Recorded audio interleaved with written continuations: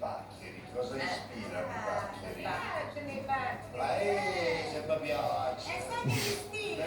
Mi è piaciuta, ti è piaciuta. Piena della gara.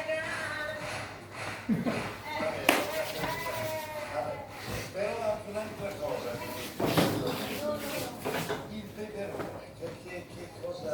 Questo è il peperoncino che si steste perché si toglie la pellicina, quindi che facciamo? Elena da Campasella.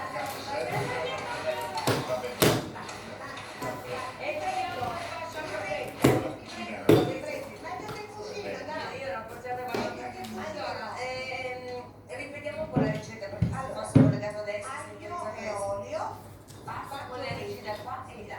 Fatto friggere bene i friggitelli, non si devono bruciare, attenzione. Poi guarda che alici. Queste sono le alici di Cetara. E devi sapere che domani a Salerno è la festa di San Matteo, che è il protettore dei pesci veri. Ah, ecco! Ecco!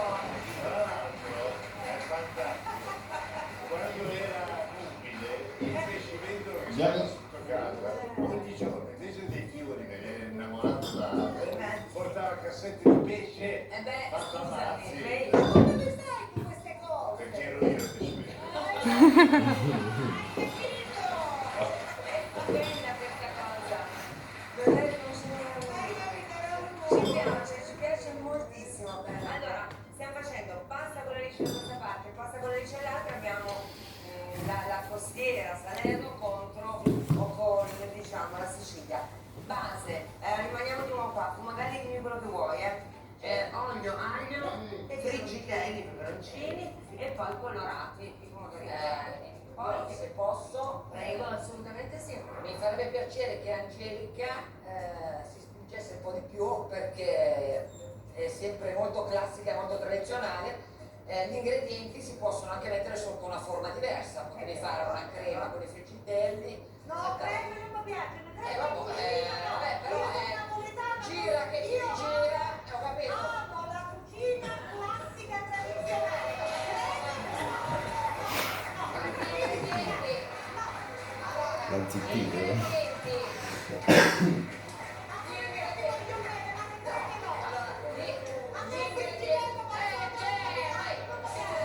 Gli ingredienti sono sempre gli stessi, però messi sotto un'altra forma. Ui, vedete un attimo. Ma sì.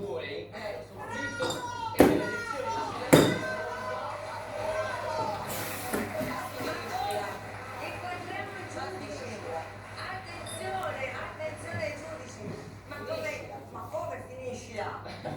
No, adesso no, è sempre la stessa finestra. Bravo, se vai, perché adesso basta. Non è già i piaci. Sì, assomiglia a Anche la cucina del frigidello, non deve bruciare, i pomodori devono essere messi. Angelica, ma invece vedevo un'ampolla che è una delle salse italiane di eccellenza, no? Adesso ci arriviamo. Ci arriviamo là. È arrivato quel profumo speciale della costiera ad un piatto meraviglioso. Cerchiamoci le spalle del peperone. Sorpile che è tutto bello preparato con l'occhialino su, tutto. Devi vedere? Sì.